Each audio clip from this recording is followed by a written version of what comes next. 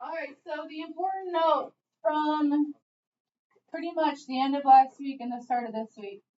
Ari, can you please put that in your backpack? Okay, so with radicals and square roots, here's 3 tips, things we've discussed already. Actually, we haven't got to number 3 yet, but just some ideas to keep in mind. The first one we just spoke about yesterday, use plus and minus signs when solving. For instance, if you don't know what x is and x squared is 25, there's 2 possible answers. X could be 5 or x could be -5, right? -5 squared is 25, 5 squared is 25.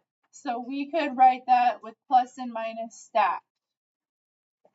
That was a part of yesterday's lesson. Raise your hand if you were not here yesterday. Okay? So 2 possible answers. Why does this have 2 possible answers? Well, because squaring something, but also we're still talking about parabolas. And we're still talking about 2 x-intercepts, so positive and -5 on there. Another idea we've been talking about is how simplest radical form means no decimals. So if you had to simplify the square root of 50, for example, you would rewrite that as 25 times 2, and the 25 would square root, and you would have 5 times the square root of 2. She just said really well. So that's simplest radical form, no decimals. In today's assignment, the directions are going to say round to 2 decimal, and that means you're allowed to use a calculator. If I square root 50 in a calculator, I can estimate it. Does anybody know the square root of 49? 7. Square root of 49 is 7. So I imagine this is 7.1, 7.08, something like that. If you want to pull up the Desmos scientific calculator on Google, you guys can go ahead, try square rooting 50, and let's find what it is to 2 decimal places. Or if you have your handheld calculator that you like to use, that does it as well. You do 50 and then the square root. It's 7.07. Yeah, I do it right there. 7.07. So if it said round to 2 decimal places, it would be, which makes perfect sense since 7 squared is 49 and 50 is really close to 49. All right, so that's your reminder about what we've been working on. Now for your ball work quiz, you need to either do it in your notebook or you need to write a note in your notebook that this date were these problems, right? You do the ball work quiz coming up. Let me tell you.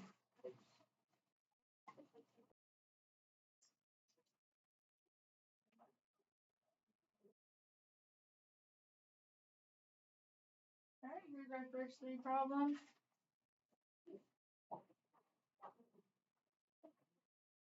Correct?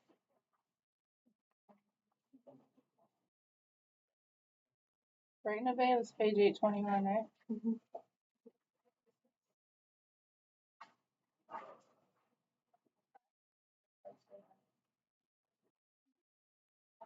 All right, according to yesterday, the first thing you have to do is all the work to isolate x squared.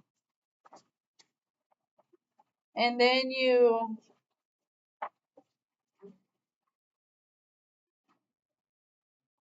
square root both sides. Make sure to use plus or minus.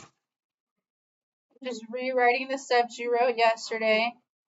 And then the last thing you would do is simplify.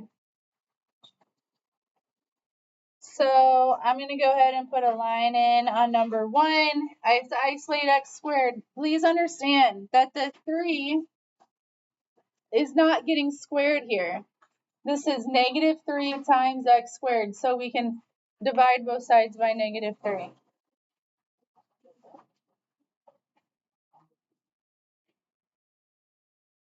25. Nice. So that was step 1, that dividing by -3. And then we're going to square root both sides.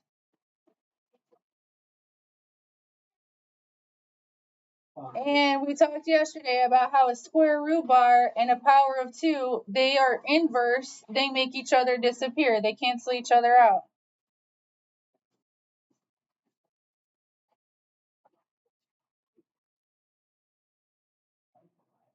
It's positive and -5, not just 5.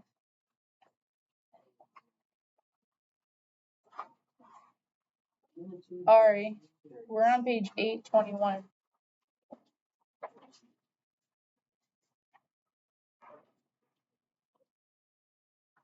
These 3 problems are a good review.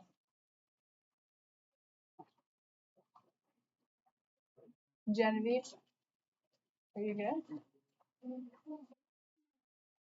You got number 1 done? Were you here yesterday? Okay. All right, number 2.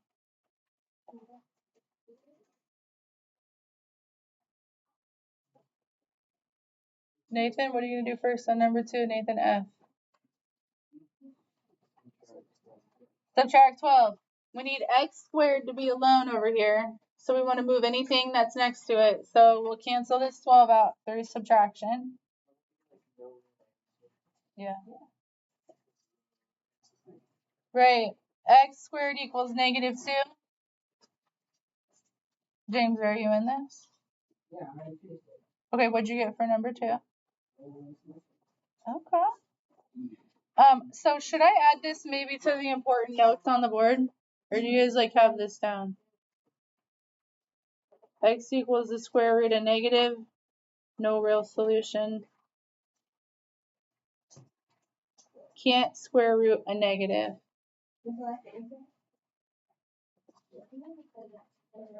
Yeah, what I put in the box is the official answer. In Algebra 2, you'll learn about imaginary numbers. So there's an imaginary answer. So you might say, well, what's the difference between real and anything else? Well, there's things called imaginary numbers that are involved in electricity. There's positive and negative currents. And we do square root negatives in electrical engineering and in circuits. And it's very real. It works. So we do square root negatives in higher math. We put a little I next to it to indicate that it's not real. I don't know. Let's just see. Number 3, I guess I'm taking too long. We'll add the 15 before we divide by 4. Get a 0. Divide by 4 is 0. You can do 0 divided by 4. That's 0. Square root. And you don't need a plus or minus a 0 because that's the same thing. There's your answer. Those 3 problems, full review from yesterday.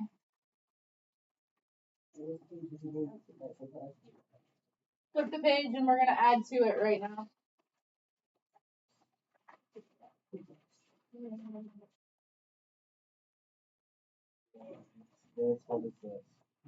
What is it? Is it parentheses? Mm-hmm. Yeah, okay, no big deal. No big deal. Go ahead and look at example 2 to see what they did. Sorry, flip the page back and read example 2 for a moment.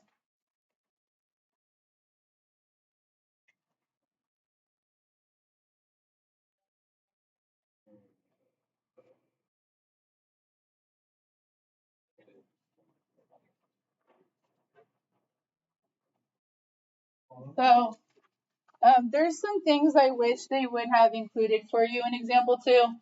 Like from this step to this step, there's nothing shown. It says each side of the equation is a square, so you can solve by square rooting, but they don't ever show the radical.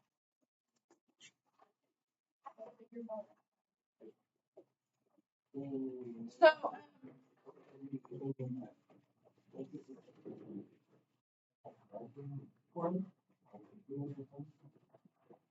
So what I would do, right in here on your book here, they are square rooting here, both sides. They don't show the radical bar, which I think is misleading.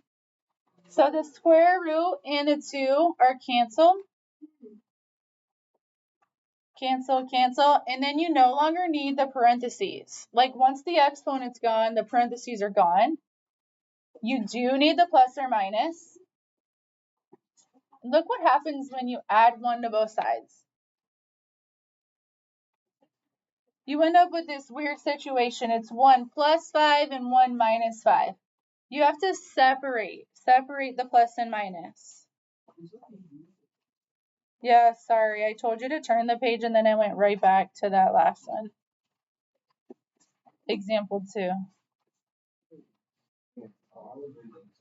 821. We're doing 5, 6, 7. Yeah, we're doing the gray box problems. I'm just showing you one before we start. So when I separate it, I have 1 plus 5 and 1 minus 5. So my answers are 6 and -4. 2 completely different answers.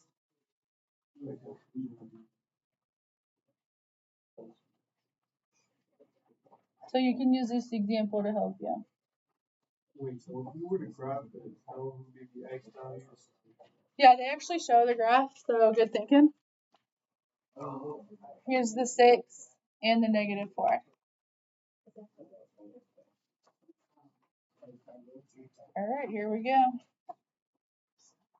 So 822.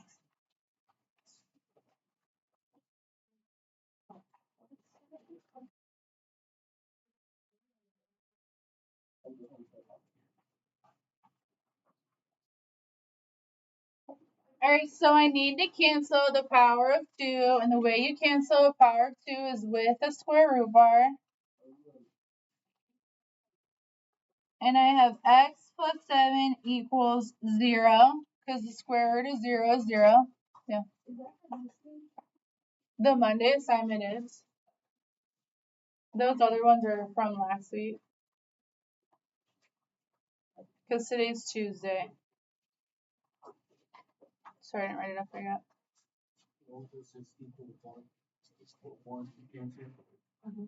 1 solution. And the solution is -7.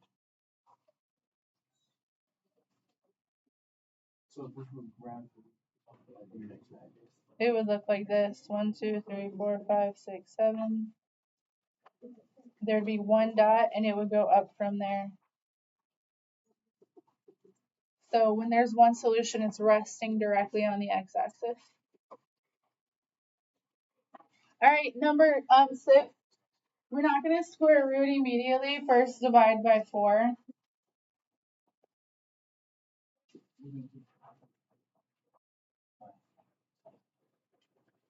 You have x minus 3 squared equals 9 over 4. Are you guys recognizing that this looks like vertex form?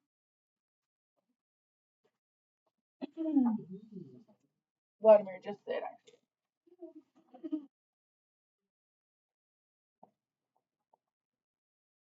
Okay, you guys wrote this vertex form on your last quiz. These equations are vertex form equations. You see the binomial squared? The binomial squared. So, yeah, number 5 rewritten so that it's ready to graph would be like y equals x plus 7 squared. And so, you have a vertex at -7, 0. And so it's just shifted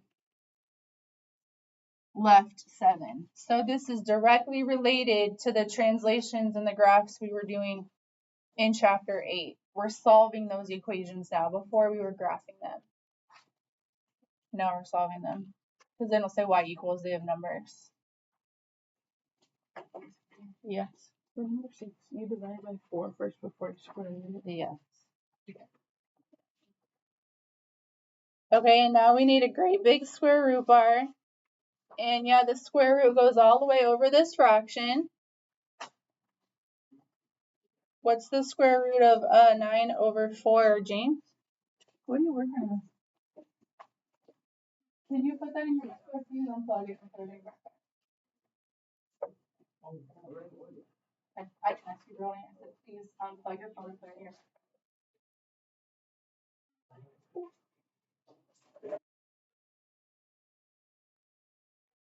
And you can close your Chromebook if you're not using a calculator on it. All right. When I square root 9 over 4, I can square root the 9 and square root the 4 separately. And that's really nice because those do square root. In more complicated equations, you'll get numbers like 5, 13 that don't square root. So this would be x minus 3 equals plus and minus 3 over 2. The square root of 9 is 3. The square root of 4 is 2. I need to do that.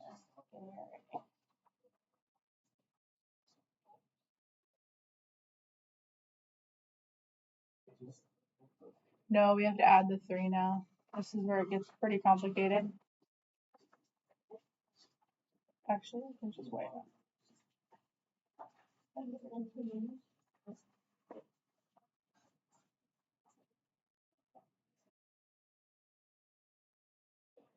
So I'm going to go ahead and write 3 over 2 is 1.5 just to simplify this right now while you're learning it. So I'm going to do x minus 3 equals plus and minus 1.5. 3 over 2 is 1.5, so sometimes decimal form's a little easier while you're learning it. So I'm going to add 3. X equals 3 plus and minus 1.5. And now I'm going to separate it to finish the problem. X equals 3 plus 1.5. X equals 3 minus 1.5. X is 4.5. X is 1.5. 2 decimal solutions. Not all solutions are integers.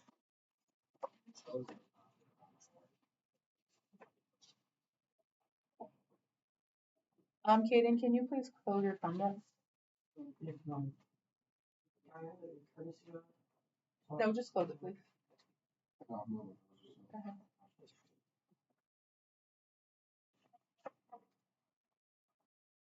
All right, questions on number 6? All right, try number 7.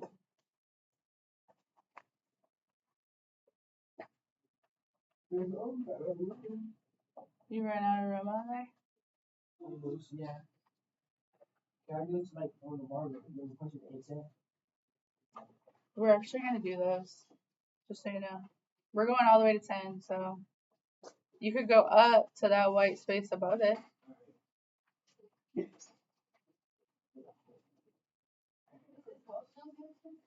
Yes, it's 2 answers, because remember we're talking about 2 different x-intercepts, and they're not exactly the same distance from the axis. One's 4.5 and one's 1.5, so the travel is like right in there. So 2 answers are totally legit if x is squared. If it was linear, if it was y equals mx plus b, you only get 1 answer. And when x is squared, you get 2 answers. When you do x to the 3rd, you get 3 answers. X to the 4th equations can have 4 answers. That's algebra 2. Yeah. And then it'll look like this, Vladimir. Let's say you start doing polynomials that are 4th degree. It'll be like 1, 2, 3, 4. So you'll find 4 x-intercepts. So as the exponent goes up, the number of times it could cross the x-axis goes up as well. A 4th degree would never have more than 4 answers. A 6th degree never has more than 6 answers. So you guys are doing 2nd degree, 2 answers. All right, let's do 7. We're going to jump right into square rooting. When you square root, the little 2 goes away and you no longer need the parentheses.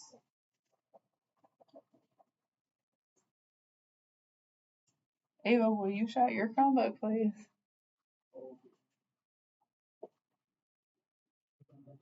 And we use a plus and a minus.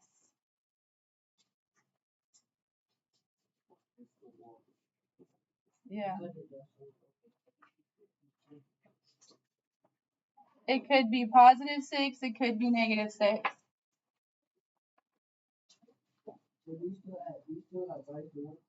Yeah, we still have to minus the 1. Look where it shows up. It shows up in between the equal sign and the plus or minus. So don't put it at the end. Don't turn that into a 5. It's -1 plus 6, -1 minus 6. It's the 6 that's positive and negative. So the -1 kind of jams up in between there. And then we will divide by 2. We have -1 plus or minus 6 divided by 2.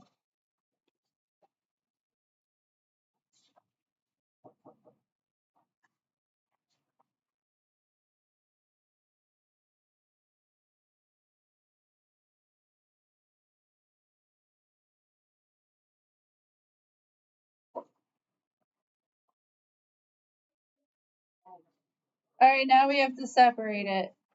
What are you doing, David? -1 plus 6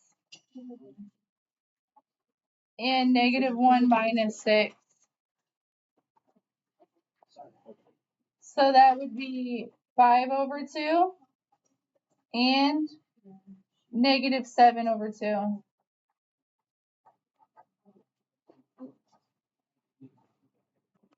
This is gonna be on test. Yeah, next Tuesday. Next Tuesday. Already? Next Tuesday. Yep, it's 2 weeks. 2 weeks in between assessments.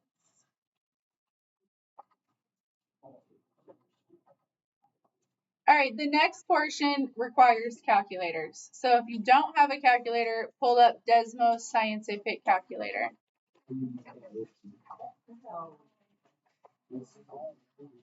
Yeah, but I need a calculator.